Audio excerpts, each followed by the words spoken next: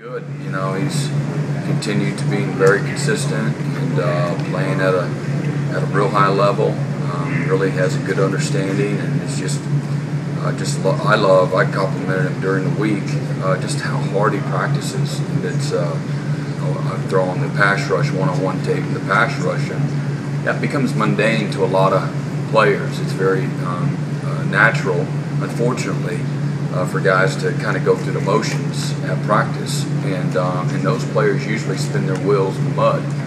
And but the really good ones, they know one way to work, and they got an attitude and they got a purpose with what they're doing. And Kevin is rapidly continuing to develop himself because of that high effort. Then he goes to team and does that, and then he goes to inside and does that, and then we go to scout work and he does that. So but most guys don't, but the ones that really play at a high level do, and then some play at a high level, a little bit inconsistent, and if they would buy into that concept, they could be great players.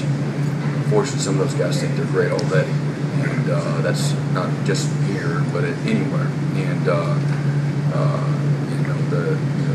to me, greatness is an exception, and it's a term that's too often loosely used. And but he'll have a chance to be a great player here if he continues to work like he does. I can't compliment him enough. It's fun to watch, and it's different. He's in a very small group of guys over there doing that. So. It sounds like you kind of anticipated then Dodd kind of building up to a big-time performance like that. It's like, golly, what I'm seeing, usually that translates to good play. And so just had the fingers crossed, and it has. So Marion's done a terrific job, as well as Kevin has, at buying in and staying positive, and watching those guys in front of them, and maximizing this window instead of pouting and sticking his lip out, and then not really being ready for the opportunity, although he's inherited the opportunity, and then he's a guy, but he's really there by default.